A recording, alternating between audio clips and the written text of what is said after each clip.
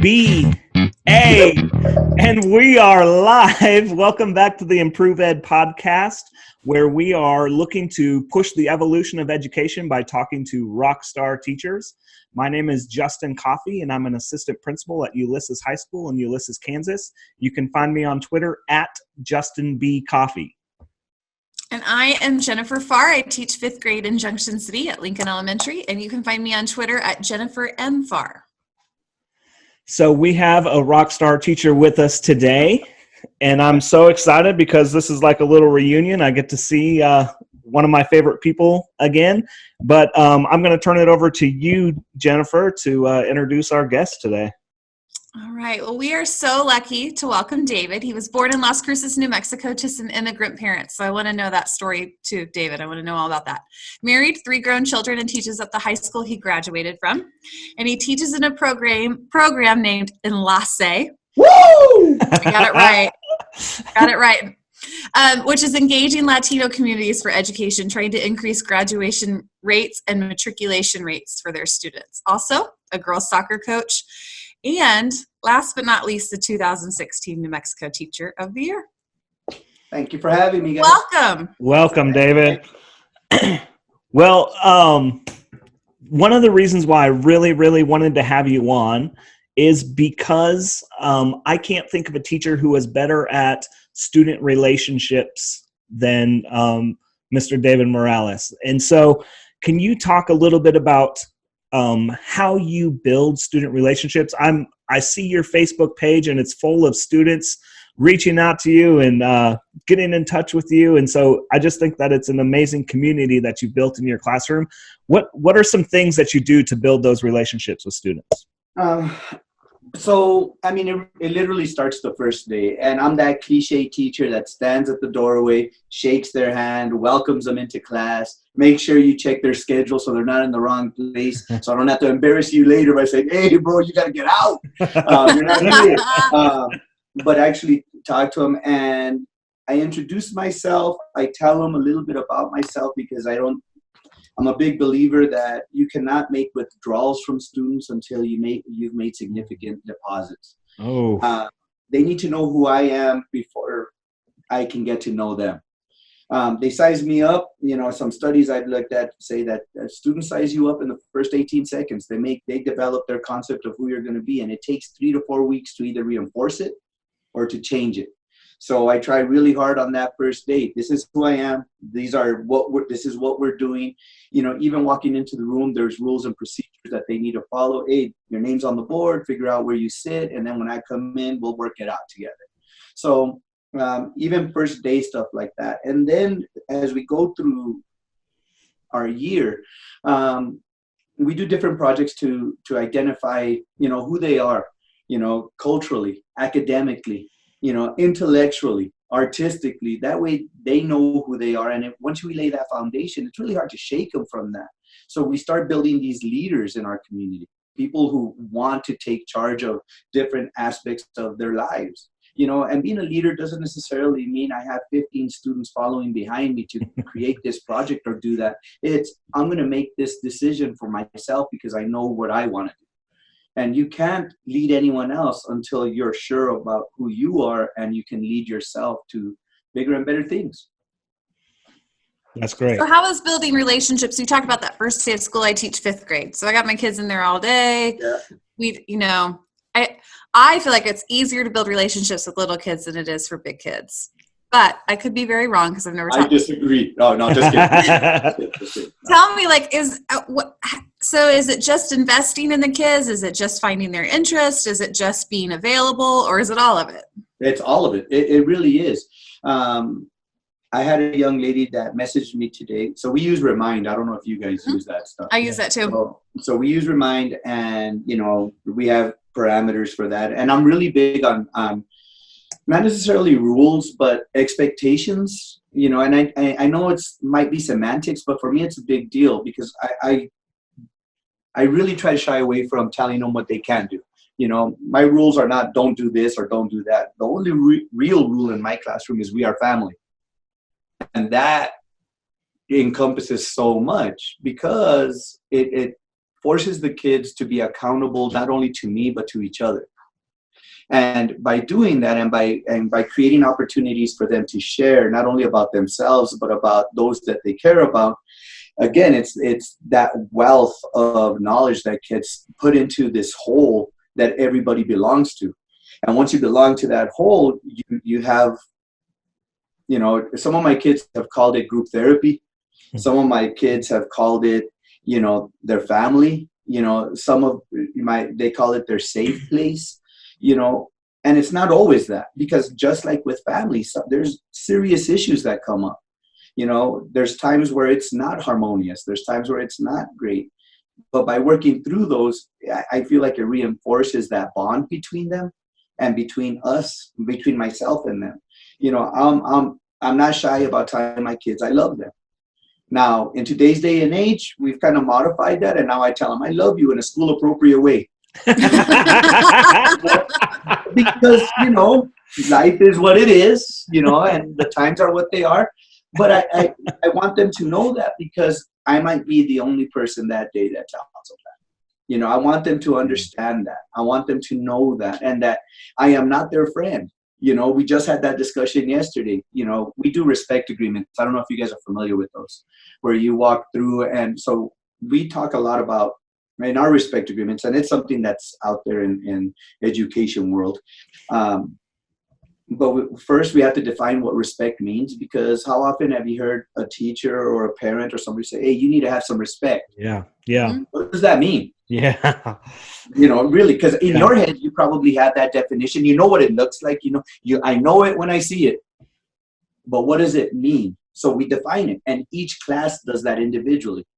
And when we have that definition, that's our working definition. So from here on out, whenever we say respect, that's what we're talking about. Then we talk about, all right, so how do students treat each other? What are things that we should be looking for? What's the expectation? And then how should the teacher treat the student? And then how does the student treat the teacher? And then how do we treat our space? You know what I mean? Where we work. So our classroom is our home away from home. How do you treat your home? And I tell them, be honest. And they're like, well, it's messy, or it's this, their rooms might be all messed up. And I go, but is that how you feel most comfortable? Is this really, what do you want out of this experience? And by walking them through that, they invest a little bit more. And I wish I could say it was 100%, but you know, some kids don't get it till later. You know what I mean? Till they don't have it anymore. Yeah. And then they realize, oh man, that was special, or man, that was different than the other experiences I had in school. One of my kids, when I was really early on in my career, gave me a picture frame, and it had 3 pictures in it, and it was of her class, you know, with the rest of the students and myself in it. And the quote on it was, you know, they might not remember what you taught them, but they'll always remember how you made them feel.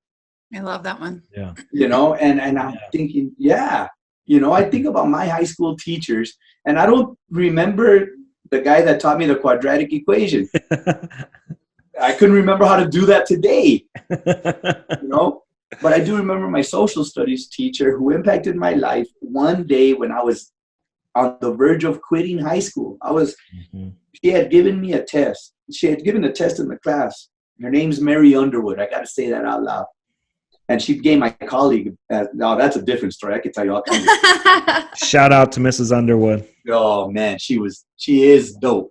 So here I am. I'm in high school. So let me back it up.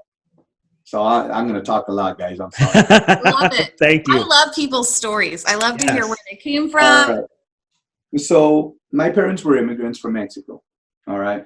So all my brothers were born in my 2 brothers and my sister. I'm the baby of the family. We're all born in El Paso, but they all went back to Mexico to live for at least a little while, you know, because my parents were from Juarez and from Zaragoza, right here on the other side of the El Paso border. Then they all moved to California. You know, my dad, you know, so my parents were documented. They had their green cards. They had that stuff. They never wanted to become citizens because in their minds, once they were done raising us, they were going to go back. You know, that was the plan their whole lives. Yeah. So my parents moved to California with my siblings. And somewhere along the line, they decided that they didn't want to live in LA anymore. So they come, my uncle was living here. My mom's brother was living in Las Cruces, New Mexico. And he had talked to him a little bit about what it was like. So my dad moves back 3 months. He comes here 3 months before the rest of the family. He has a 1963 Ford station wagon, or ranch wagon, the big old school station wagons. So he comes looking for work, gets hired about 2 days after being here, and starts working. Doesn't have money for a hotel or anything, so he stays in a station wagon. Initially, he stays down by the Rio Grande on the levee, just taking care of business. My dad never drank, smoked. I never heard him cuss, so my life was a real challenge from the get-go. It was a lot to live up to. But he almost gets robbed out there. So what he does is he goes to the Border Patrol station, parks in the parking lot, walks inside and tells them, hey, I'm going to be sleeping outside. Please don't tow my car. And they said, all right. So he's there for like 2 to 3 months sleeping. My family, he ends up getting everybody moved over here. They save the money, does all that. And then, 2 years later, I'm born. And I'm born here. And I lived here my entire life, except for a little while where I lived in East LA. So go to Washington Elementary. My first teacher, my kindergarten teacher, was Miss Fielder. When I walked into school, my name was David. When I walked out after the first day, my name had been changed to David. Mm-hmm. And I didn't realize how important that was till later. You know what I mean? I didn't realize what had happened. And I don't think it was done maliciously or let's strip him of his culture or anything like that. It just happened. And that happens a lot to my students. So we have conversations about names and why they matter. So in elementary, went through it, and apparently I must have shown something because they tested me, and I turned out to be AES. Whoa. My mom, when they told her, laughed. Be like, are you talking to me? This picture, I remember her pointing at me. Him? Like that. Yeah, because bonehead, right? So, I go through elementary, do really, really well. Got to middle school and discovered girls, and school went out the window. Oh my God. Between finding out that I liked girls, liked them, and the friends I had, and where school was as a priority in my group of friends, I wanted to be cool, man. I don't want to be made fun of. I didn't want to be bullied. So I tried to be cool. Got to high school, did enough to get by, because I was the only person I've ever really been afraid of in my life has been my mom. So, I wasn't going to get I wasn't going to get my ass kicked by her. So it was enough to get by. Got to high school, and I'm doing my whole bit. And, by the time I get to my senior year, I've failed a bunch of classes. I'm not doing well in school. Like, I really don't care about it.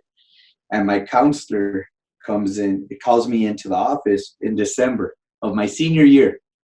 And his name was Randy Paz. I sit down next to him and he goes, hey, you're not going to graduate. So what's your plan? What? And he goes, yeah, you failed too many classes. You didn't do this, blah, blah, blah. And I'm like, what the hell? He goes, yeah. So I'm dumbfounded, man. I'm shocked. So the entire time I had been going to school, I had been the interpreter. So when we got to school and, teachers would call parent-teacher conferences, God bless their souls.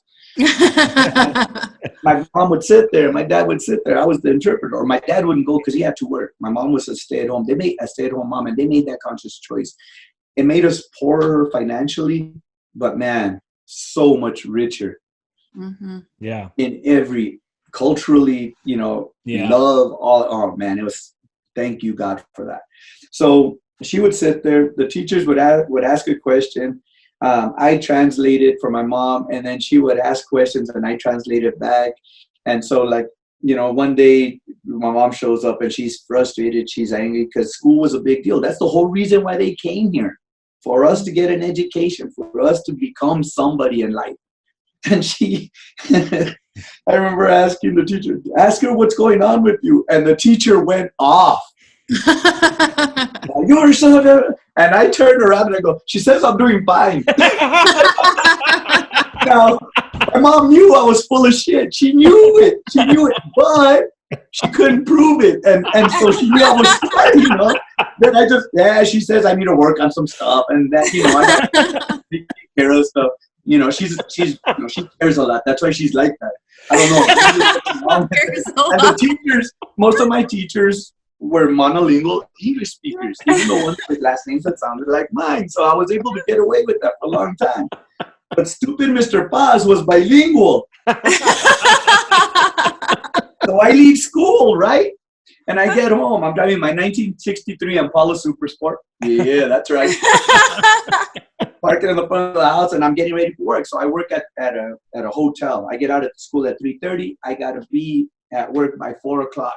So I run in, you know, I'm supposed to change and all that. You know, it's amazing how fate works. But that day I didn't have to work. So I park in front of the house. I walk in. My mom is a machine, man. She was moving everywhere. Boom, boom, boom, boom. Never stopped moving. Never stopped doing stuff. I walk in, and she's sitting on the couch right in front of the front door. Uh-oh. That either means somebody died or something else is going on. So I'm looking at her, and she's not crying. So, all right, nobody's dead. All right. She gets up and walks towards the bedroom. And in my head, I'm thinking, what the hell? What's going on? And I'm thinking, and it never crosses my mind that my counselor has called her, because nobody from the school had ever been able to, you know, that wasn't the way it was. So she's walking back into the living room. I'm still standing in the same spot. I remember it. Oh, man. And she's standing, I'm saying, and she's walking down the hallway towards back towards the living room.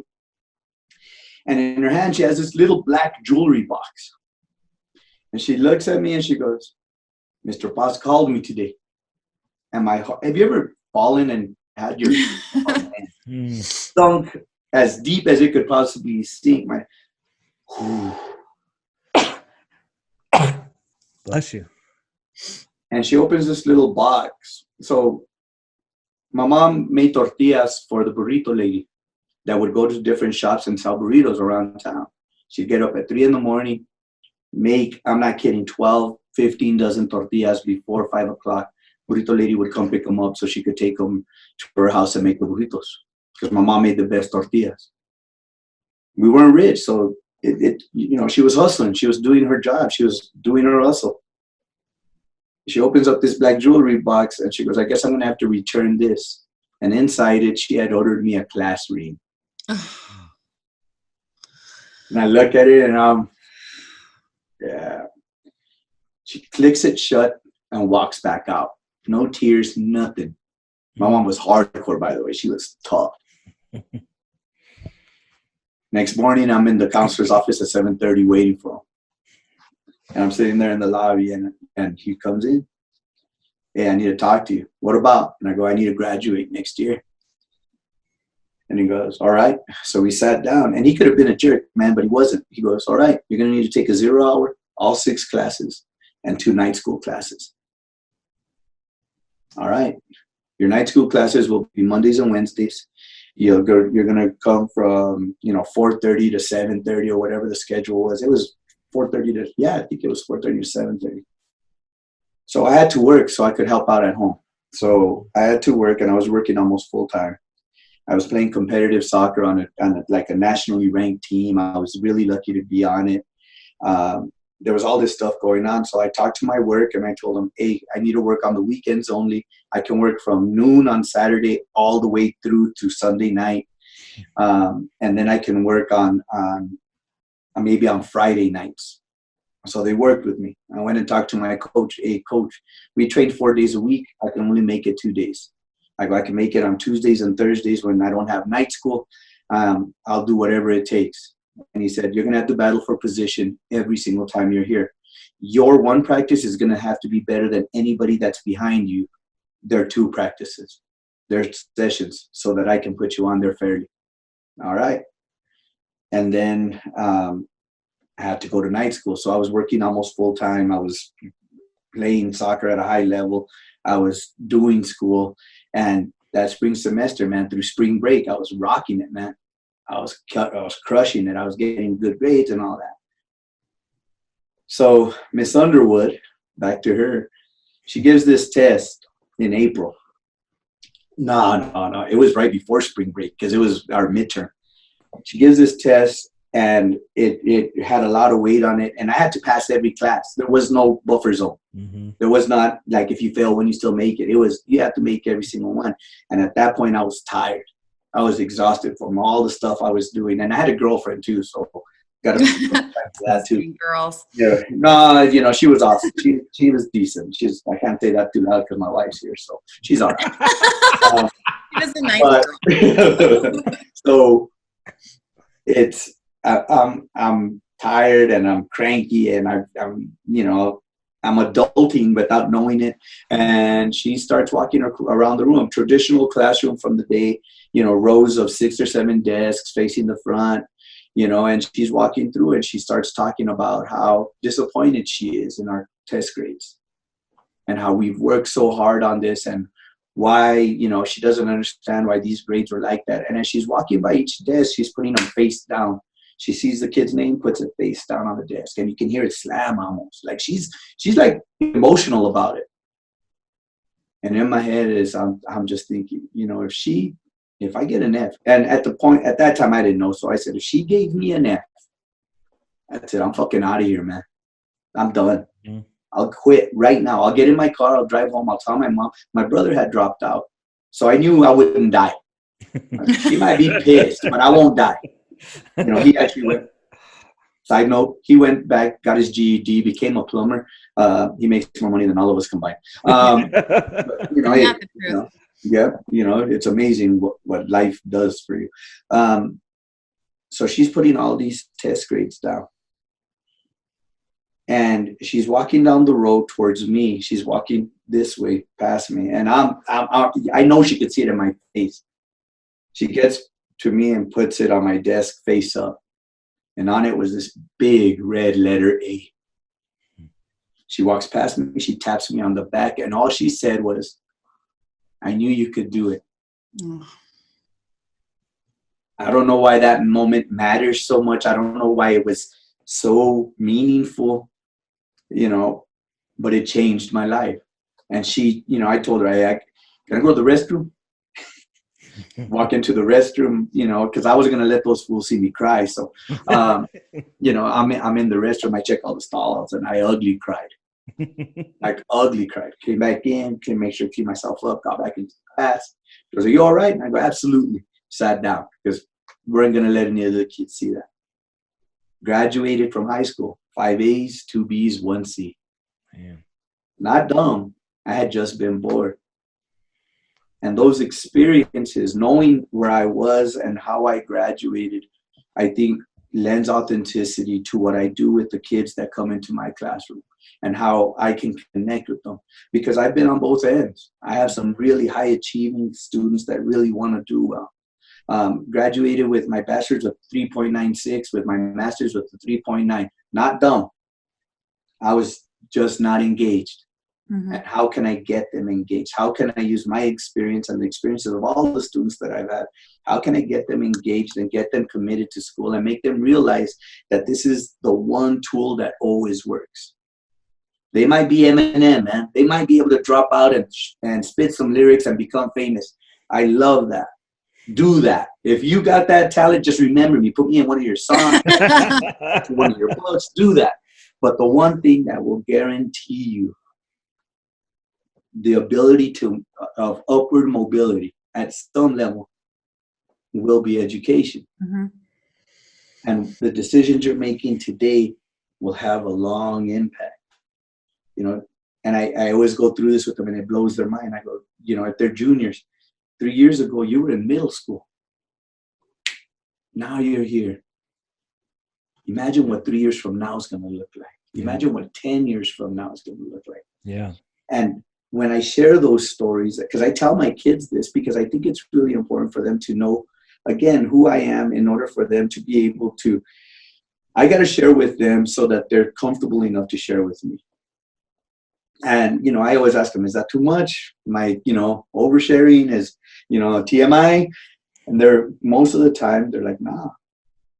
It's nice to know you've had a past. It's nice to know you've done that. And I know not every teacher has that in their past, but I think oftentimes teachers are so guarded that they don't allow themselves to be seen as human, that they fear that they're not going to be, that the kids are going to take advantage of that somehow, you know. And for me, it's, hey, look, we can be friendly, but we cannot be friends. Not until you cross the stage, because your friends do not discipline you. And I have to be able to do that. I have to be able to tell you, hey, this is wrong. Saw a girl vaping the other day off campus, and I told her, if I catch you doing that here, I go, we're going to have words. I go, I cannot condone that because I think you're hurting yourself. And I can't prove it, but I know I saw you. But man, you know, because I care. If I didn't care, I would have kept my mouth shut. And the kids need to hear it. We have to teach them how to read those signals. You know, oftentimes our kids don't know how to read other people well. So if you don't tell them, they might not pick it up. You know, they might not see what you're trying to get across, that subtle innuendo. You know what I mean? Hey, I really care about you, but I'm not going to say it out loud. Why not? Yeah. You know? Just make sure you say it in a school appropriate way. You know what, though? I think high school kids need to hear it. I think that they really, I think some of the best teachers are those that struggle academically and that have overcome something. I mean, just because you really understand those kind of kids better. Yeah. You know, and it's crazy because my higher achieving kids, you know, they hate it because I don't answer their questions. I answer their questions with questions. And a lot of my higher achieving kids, they've learned how to play the game. They know how to work the system. Hey, tell me what to do. I'm going to do it. I'm going to get the grade. So when I do projects like we did my multicultural self, and they had to figure out 5 subcultures that they belong to, because for a lot of my kids, culture means food, fun, fiestas, race, and ethnicity. You know what I mean? And for a lot of our teachers, that's what it is. Yeah. Like, all right, so what are what about me? What are some of the subcultures that I belong to? And usually we've prefaced it with some kind of work that deals with that. But it's crazy because then they start saying, well, you're part of the teacher subculture. You know, you're part of soccer subculture. You're part of the teacher of the year subculture. You're part of this. You're part of that. And then we start talking about intersectionality and where do those two meet? What does it mean to be a Latino male state teacher of the year? You know, and how does that voice then resonate in the rooms that you sit in? And do you use that voice to advance, you know, those kids that come after you or those people that come after you? You know what I mean? So when we talk about that, you know, the kids really want to know, well, what do I need to do? And I tell them, I can't define your subcultures for you. And it becomes this critical thinking exercise that forces them to define who they are on their own terms. And since they've been trained to answer questions out of a book and put them on paper so that they can get a grade, it becomes a real challenge for them. Yeah. It becomes really challenging, especially my middle and lower achieving kids. They'll sort it out quick because they've had to do that their whole life. They've had to figure out how to work the system to at least get by. My high achieving kids that want the grade, sometimes they get really challenged by that stuff because they have to create it instead of find it. So yeah. Well, Morales, I feel like that kind of life story sounds like a movie. I think we could definitely write a movie script about. Oh, dude, yeah, that's this much. I've made so many bonehead choices. You have no idea. Well, so one of my questions, you kind of talked about not dumb, just not engaged. Yeah. And so I'm just kind of thinking out loud here because while you were talking, that I used to kind of think these kids coming up right now are different. They're a different breed. They've come up in a different world than I did when I was a kid. But maybe that's not true. Maybe it's just that more of them are disengaged. More of them are not engaged, right? There's lots of different things to engage your attention now. And so there's maybe they're engaged in other things and not as much in school. Let me ask you this, Justin, real quick before you move on. Did you study Latin in school? No. Why not? They used to. Turn of the century, 1900. Yeah, there was no Latin classes in my school. Why not? Right? Because things changed according to the kids. Yeah. Our kids are the same. biologically, they're the same kids. See, and I hear that all the time. My parents said that all the time. These kids are so different. I hear the older teacher, they're so different. No, we got comfortable. We're the same. They keep coming back. And so we don't want to adapt and modify and do things because of what they're experiencing. They need to learn the way I experienced life, not the way they're experiencing life. And we get stuck in a rut instead of saying, hey, so what are you guys into right now? What do you know? Hey, and so I actually went through and I said, I don't get the emojis, man. You know, people like that's like a secret code. You guys need to help. And by doing that, you build this bridge, right? You build this bridge, and it's this common understanding. They become the teachers, and all of a sudden, it's this guy wants to listen to us. How often in your classes are the kids allowed to talk to each other? Just talk to each other, not like, hey, shoulder buddy, tell her the answer, but like, hey, tell her something good that happened today. Go. Mm-hmm. And then, you know, and that's how you build that community within each other. And I was telling them, my example is, you know, whatever it is, you know, and we talk because we don't, you know, how many of your kids, well, even, you know, in the hallways, how many of your kids, Jennifer, I mean, cell phones are going off all the time. Yeah. I was just thinking about like how different. I didn't mean to cut you off. Sorry about that. No, you're good. I was just thinking about how different your kids are probably like. You come from an immigrant family, so tell me about like, are your kids different, especially what's going on right now? I mean, I'm not going to get political, but like, are they experiencing those different things, and is that what they're engaged with rather than all the outside stuff? So they're disengaged with school stuff. I mean, are you seeing that too? Yeah, but it's weird because a lot of our kids don't want to know. They're trying to insulate themselves. So whereas you and I, and maybe, I don't want to speak, I'm a lot older than Bobby, both of you guys. So. Whereas I had to go out and look for this stuff because it wasn't taught or I didn't see it. I had to go figure it out. They're inundated with everything. It's nonstop. I tell them all the time, you know, I don't think they're disengaged at school because of what they're dealing with right now. I think they're disengaged in school because it's not provided in a format that they're familiar with. You know what I mean? Everything they get is bang, bang, bang right there, right now. And if we have educators that aren't delivering lessons that way or aren't engaging in the way they speak, and, you know, because it is a presentation. If they're not that way, then you could lose a lot of kids. A lot of my kids, because they can't disengage from the information that they're receiving, I think they put up a shell and they just get tunnel vision and look at what they want to look at. So I was telling them the other day, I go, you know, I don't know how you guys do this, man, because when I was in high school, if I got beef with somebody, the bus would take me home and I was far enough away from that person usually that I didn't think about them again until the next morning. Whereas now, I mean, I'm walking out of that class and there's people talking smack about me online. You know what I mean? There's all of that component of it. So they're like constantly being badgered, inundated, you know, and then you look at news stories and their news stories aren't coming from news sources. They're coming from people who are sharing stuff in all their social media feeds that may or may not know what they're talking about. So then what I've learned that's really been helpful is bringing that in and, hey, what did you guys hear about this? Let's break it down. So I had a kid the other day, we were talking about, you know, how did it start? It started with, you know, how with gay and lesbian and transgendered people, I told them a story about, you know, when I was in first grade, I was already in kindergarten. I was chasing girls and trying to kiss them. I've always known that. It started with privilege because we were talking about how, you know, how easy it is for a young woman to accuse a guy of doing something.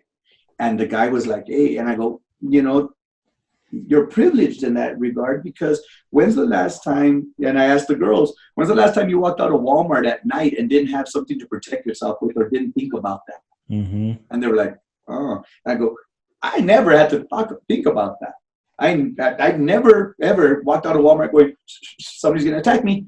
Mm-hmm. No, but my daughters taught me, and my wife, that that's something that's thought about all the time. So we started talking about all that. And we talked about, most people that are gay or lesbian or transgender, that's who they are.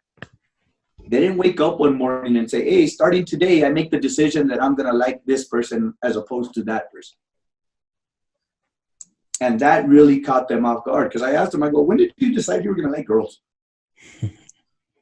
Well, I didn't. It's just always been who I go, yeah, right. And I go, I think it's like that for a lot of folk. You know what I mean? I think there are people that, are trying to figure themselves out. I think all of us go through some form of that, but I think most people know. And when we had those discussions, what it did was it opened up, it created a safe place to ask questions that otherwise might be seen as insensitive or been seen as, offensive. So we had that conversation. Hey, we're going to respect each other in here. Remember our definition of respect? Hey, we're going to talk to each other and figure out who we are. You know what I mean? If I can't ask the question without fear of offending somebody, Mm-hmm. then I'm never going to learn. Yep. So I need to make sure that you guys know I'm not on purpose trying to offend you by asking this question. And it opens up the space for a lot of rich, engaging learning opportunities. And then we talk about, like I said, intersectionality, and we talk about, privilege a little bit, and we talk about all of that stuff so that the kids have a basis of understanding. So when they do get that information, they can filter it through that and figure out, all right, I do believe this or I don't believe this. I had a kid the other day who wants to have a straight Pride Week parade. And I said, all right, tell me about it. And in my head, I'm thinking, oh, all right, but I have to, if I expect them to respect me for my beliefs and for what I think, and even disagree with me, I have to be able to do that back to them. Yeah. Yeah. And we'll have a discussion. We'll have that discussion about, hey, so why do you believe that? Because maybe it's just something that they're doing just to get her. Maybe they're looking to get somebody all riled up or something. You know what I mean? And right. Have that discussion and right. have that learning moment. Right. It's such an important skill and value system that you're instilling in your students that a lot of us in this country are missing right now. So super important. It's a common theme of we discount them. I think we discount kids. I think, we see all the time, like there was this, it's a kid at college in Kansas was holding the umbrella over a girl in a wheelchair, and it was like, it made national news. Like, it was shocking that somebody would be nice. And I just often think, like, why are we so surprised that somebody is kind? Why are we surprised when kids are doing something nice? I feel like we just, it's like what you're saying, we discount the knowledge that they have, the skill set that they have, the kindness that they have. We're the ones who are jaded. But yeah, and I think that I love the fact that you bring that up, because I think so many people are compassion fatigued because, I love that term. Hate fatigued. They are all, kindness, but, everybody's so on edge and freaking out about everything that when we do see something nice, it's like, oh, and then there's always somebody that questions it. You know what I mean? Well, why was he doing that? Oh, God, people can be kind. My kids call it kind knees because one of my kids misspelled it, like kind and then knees, and it's and I love it. I love it because now they remember it. So what does this mean? Not just be cool, man. My kids tell. So in my class, I really try to limit the cussing. I really do, but my kids sometimes do. Use extra language. So PG-13. Yeah, I wish. So we were making our rules, and so one of the rules under student to student was, man, just don't be an asshole. And I go, okay, man, but what does that mean to you? You know, what does that mean to you? Because I might have a different definition. That's what we wrote down. So they said, yeah, just don't get, don't be mean. Be kind. You know, if there's something that you have to say, think about it before you say it. And it turned out that was our definition for not being a jerk, not being an asshole. And it's like, that's what we need. See, you can say it without having to say it. Yeah, but one word's easier. Oh, okay. So, Ross, let me ask you this, because I see a lot of teachers on the first day of school doing social contracts or creating rules together or defining respect like you're doing in your classroom. Uh-oh. Are you guys I'm still here? Okay. I'm still here. I'm still here. I don't know what happened to me, but so it's a dust storm in Dodge City. Oh no. Something going on there. My question for you is how do you keep that going throughout the year then? Because like I said, I see a lot of people do it for a day or whatever, but then the hard work is living that for the rest of the school year. If that makes any sense, how do you keep that going? That's the commitment, right? So we do potlucks once a month. We eat in my classroom. You're not supposed to, but we do. You got it. When's the last time you went to a family function, a real family function, and you didn't eat with them? Mm-hmm. You know what I mean? If you're going to build family, if you're truly and honestly trying to do that, or at least camaraderie, you eat together. Because when you break bread, you can't help but talk to each other. You can't help but say, when's the last time you go to a restaurant and film it and see if it's quiet? It breeds conversation. It breeds those moments that allow them to get to know each other on a different level. We do that at least once a month. We have a bunch of traditions in my classroom, and man, you're going to get me fired, but all right. So we used to do birthday cards for my kids. So every time a kid has a birthday, we used to fold this little paper and everybody would sign it. And oh, how sweet. Man, that took forever. And it would always get in the way. Hey, did anybody sign the card? So it's like, So what we do now is everybody takes out a piece of paper. I put the name on the board of whoever's birthday it was. They write them a letter. And if they're like your homie, you write them a little extra. Oh, I hope your birthday's really cool. If they're not, you just put happy birthday in their name. And then we crumple it up. And then we throw it at them. 3, 2, 1, and we throw it at them. They pick it up, and then that's it. Seriously, we throw it like that, and, it's almost like a snowball fight. They pick up all their notes, and you'd be amazed how many people keep them. We do mental shit days. So I try to feel it, and like every 3 or 4 weeks, all right, hey, today you're going to write for 10 minutes. You're going to write for 10 minutes, and we use Canvas as our learning management system. Uh-huh. So at the top, hey, if you don't want me to read it, but do not read in big, bold letters and then type. I won't read it, I promise. And that's a trust-building exercise. Mm-hmm. And I don't. And sometimes I'm like concerned about it because, what are they putting in there? But at the same time, I have to honor that. So I give them participation points. And sometimes they say, please read. And I'll read it, and they'll tell me about all the stuff that's going on.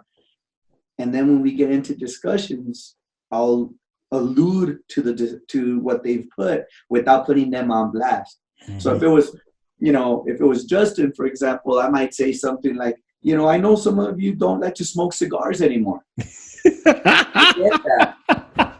Because, you might have had a bad experience, but I understand that. Sorry, Jen. Oh, no. There's a story there, too. But seriously, I do that so that they know that they're heard and that they know that I read it. I'll make comments back, if time allows. But, I love having that interaction because that interaction feeds the relationship. And as long as you continuously try to dip into that pool, you end up in a much better place. The perfect analogy I heard was from a presenter we had here. When you go to a pool party, there are always people that cannonball right in. Boom! They jump right into the swimming pool. There are other people that kind of walk around the edges and dip their toes in the pool and kind of check it out. And then there's people like me. I don't like swimming. That's not my deal. So I don't get in the pool. I kick back by the barbecue where the food's at. You know what I mean? So I kick back out there. So the classroom's the same way. Cigar. Some people buy in right away and they'll share right away. Other people, it takes them a little while to warm up. Other people just kind of stand on the outside and they're comfortable there. So I ask them, always try to include them, but I don't force them to. And I feel like that breeds some respect. I ask the kids, hey, how's the class? Because I really want to know. I go, hey, man, don't just tell me bull because you want me to feel good. Is the class all right? Yeah, it's pretty good because, we do this or we do that. And again, it's weird to see my high achieving kids. Last year, I had 2 kids in the top 10 of my school. It was crazy because usually our program isn't associated with that, right? So I'm going like, and the teachers are, my homies who are my AES facilitators, and they're like, yeah, this kid. And I go, yeah, he's mine. Really? Pretty cool, man. Cool. I like that kid, And I just got done listening. We listened to a TED Talk with my students this week about the power of introverts. It's really not aimed towards kids. We listen to it anyways. Yeah. And it was all about, she talks in there. Well, let me just preface this by I read a short story, so it did connect. I wasn't just wasting my time. But it talked about... I do that all the time, so don't judge me either. Then I just pick up this video I saw. No. Yeah. The kids probably didn't learn anything. It talked about how school is not made for introverts. Oh, and it's funny how you gave that. I'm gonna have to give them that pool analogy tomorrow. But how school is not made. We don't set up our kids to be successful if they are introverted or like to study on their own or do their own interests. We are not conducive to that environment at all. Yeah. And you have to really work at it. It has to be intentional. You have to tell the kids, hey, man, if you don't want to work with anybody, cool. That's all right. That's your choice. Or tell them, hey, how do you get a kid to present that doesn't want to present because they're introverted? How do you get them to get in front of the class and do the stuff that for me as a college student, I had to present all the time. And that's the story I'm hearing from the students that recently graduated. So how can I prepare that kid to do that kind of stuff without it being a traumatic event for them? Mm-hmm. So we talk about putting on that role. You know what I mean? Hey, you're acting. It's not really you up there. You're going to pretend to be somebody else providing this information. And sometimes that's helped for some of my kids. Some of my kids just like, nah, I'm shy. I don't want to do this. And they'll tell me, I'll take the 0. And I go, nah, what if we recorded a video of you doing this? What if we did something like that? Or you recorded a video and presented it that way? Yeah, I could do that. Usually there's something that they're willing to, and willing to do. So meeting in the middle, having that compromise sometimes has really been helpful. But yeah, I know what you mean. I mean, it's really tough for our kids that aren't outspoken and don't want to get involved and don't, that because that's who they are, not because they're, trying to be antisocial, but just because they don't feel comfort in that. So yeah. We don't have too much time left, so oh man, I'm gonna talk. I'm gonna not steal Jennifer's thunder like I usually doing. He likes to steal my question because he knows exactly what I'm getting ready to ask. But just real quickly, can you talk? I know you shared your story about overcoming adversity in high school, and I know you've had more adversity than just that. Can you talk a little bit about maybe the importance of adversity? We always look at adversity as like a bad thing, but how can we help our students understand that adversity isn't always such a bad thing? Say the last part again. You broke up on the last part. Sorry about that. Yeah, it's a bad thing. How can we help our students understand that adversity isn't always a bad thing? I lost you, Justin. Oh no. Internet out here in middle of nowhere is no good. Oh, that's good. All right. Are we back? It happens. So we talk about, so one of the things we talk about all the time is, it's not what happens to us, it's how we deal with it. Mm-hmm. And how that can be challenging. And we talk, in athletics and the girls soccer team, we talk about the 24-hour rule. we have to be able to feel what happens to us, because a lot of our kids want to hide it. They want to dull it out with substances or other things. They want to run from it.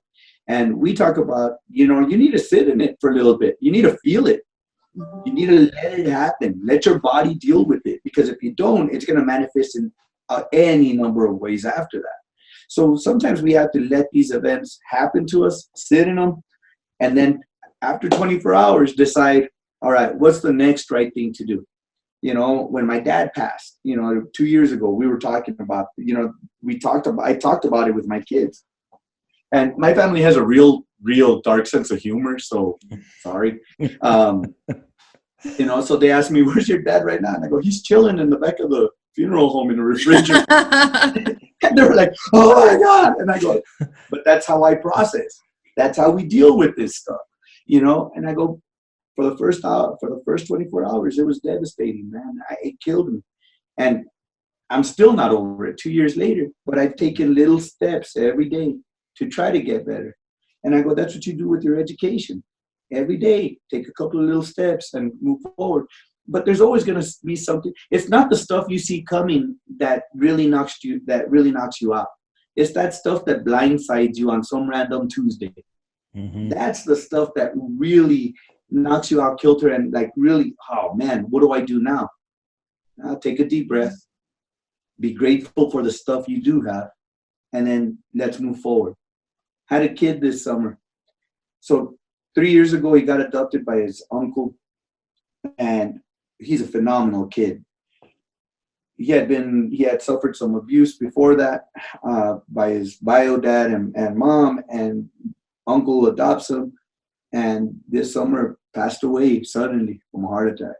This guy's a senior in high school. Mm-hmm. He's alone. He had to make sure his brothers got taken care of and put in the right place. So in his class, there's been a group of people that have had some struggles, getting along and all that. And he's really forthright. I have his permission to talk about this. I don't want to say his name or anything, but we've talked about it. And so in discussions in the classroom about the future, in the class, he's in his senior class. So we talk about college and this and that and all this other stuff. How do we sign up for this? How do we get scholarships for that? And we always kind of skirted the issue with them. We'll say, well, your situation is a little bit different, so we'll talk in a little bit. Your situation is a little bit different about FAFSA. We'll talk about it a little bit. So when we did, it was yesterday. Man, can I tell him? Now, I just asked him point blank, can I tell him? He goes, yeah, you got my permission. I go, all right. So I went through his story and I told it to the kids, and they were freaking out. And he cried, and 3 of the girls got up and gave him the tissue, and they hugged him. And that's a moment. Those moments you got to catch. You can't let them hit the ground. You got to catch them right here and hold on to them and cherish them and protect them so that the kids know. And he's doing okay. So I looked at the kids. I go, man, you guys have it rough. Some of you guys have some stuff going on that's rough. But when you think you can't, and I turned myself, I go, you got to look at that guy. Mm-hmm. You got to find those examples of people who have made it through and understand that you can also. Mm-hmm. You can do it. That stuff's going to happen all the time. And I asked the question, how many of you had something happen to you that was unexpected, that was surprising, that was like, oh my God, in the last year? And all of them raised their hand, because something always happens. There's always something that's going to happen. So how do you deal with it? How do you make sure that it doesn't knock you out? Mm-hmm. I go, because it's not, what's the H in Chinese proverb? It's not how many times you get knocked down. It's how many times you pick yourself back up. Yep. Because stuff's going to happen, Yeah, so Justin alluded to, I'm a recovering drug addict and alcoholic. I've been sober 25 years. Man, I've been lucky. The people around me, I have 3 wonderful children. They're all knuckleheads like I was, but they're awesome. 2 of them just graduated from college. I'm like, wow, amazing. Amazing. Yeah. So there's so many good things that sometimes we get that tunnel vision about what's bad that we can't shake it. Mm-hmm. But when we do take a step back, take a deep breath, and we look at all the stuff that is around us and what we have, it could, one of the things we always talk, it could be worse, man. It could always be worse. And they're like, you always say that. And I go, do you want me to help? Yeah, here, this is how it could be worse. And I hang on. I'm like, all right. You know what I mean? I don't know if you guys watch that show, This Is Us. I think I'm the only American that doesn't watch it. Oh, well, there's a couple on there, an African-American. There's an African-American couple out there that they play a game called Worst Case Scenario. So they fall into a problem that, all right, what's the worst case? You got my wife like, dude, that's a good game. Because no matter what's going on, if it is that, then you're prepared for it. And it could be worse. So, teaching the kids that, there's a whole lot of, there's plenty of bad stuff to go around for everybody. But when you sit back and look at what's good and you're grateful for that and you have an appreciation for that, it lightens the load. And that you have other people out there that are willing to help you carry that load, because you're never truly alone. Mm-hmm. Never. Yeah. Yeah. Awesome. All right. Well, I always end up with, tomorrow I'm going to my classroom, room 117. What is something I need to do to build my relationships with my kids, reach out to my kids, give them that hope or that chance that you seem to do so well? Let them know you care, whatever that looks like for you and whatever you're comfortable with. Let them know, hey, look, I think about you knuckleheads at night when I see you making bonehead choices. That's one of my favorites. And they're like, what? Because they think I hang myself on a hook behind the door every day after they leave. Mm-hmm. Hold them to high expectations. Actions speak louder than words. And when you let them know that you expect greatness from them because they are great, they will respond. They will rise to the level of expectation of the adult in the room. They will. Even the kid that struggles reading, he might not get a grade level, but he's going to work his butt off, or they're going to work their butt off to get as high as they can to make sure that you know that they care about you. And lastly, have fun with them. You have them for how long? Not long enough. Your place should, it might not be their favorite place, but it shouldn't be the place they hate to go. Mm-hmm. Yep. And if you do that, I think you'll find that the kids respond, man. So what grade do you teach? I teach 5th grade. So I've got those good 10-year-olds. Yeah. So how many of them have called you mom? Oh, I've even been called grandma, let's be honest. Okay. Well, I never get called that. No, but I used to be offended. I was like, no, I am not mom. I'm not Mrs. Barr. But then I was like, I don't know if I heard it somewhere, but it just clicked. Like I spend longer with them than their moms do every day. Yeah. And that's an honor to be. It's a slip of the tongue, and they don't probably mean anything by it, but it is an honor to be called mom because they obviously trust and value you enough to do that. Do both of you have a lot of Latino students, Spanish speakers? I do. I don't as many as Justin does, no. So when they say Mr. or Mrs., remember that isn't a sign of disrespect. Because in Spanish, to say Mr. or Mrs. is to say señora or señor. All right? It's actually being polite. So Amen. When it translates, it's like sí, señor or no, señor. Yes, sir, or yes, ma'am. But they don't translate that way. They translate it as Mr. or Mrs. or Miss. Does that make sense? So a lot of our teachers, I have a name. Make sure, dude, they're trying to be respectful to you. Yeah. Yeah. Because it's sí, señor and no, señor. You know what I mean? It's yes, sir. But they don't know sir or no. They know Mr. or Mrs. as that translation. Thank you so much for talking about that, because yes, it's a huge misconception with teachers. And so I'm happy that we have a better understanding about that. I don't think I even was aware of that. Yeah. So there's a lot of our teachers for a long time were in an uproar. And I go, well, man, it's better than what they call you in the hallway. So there you go.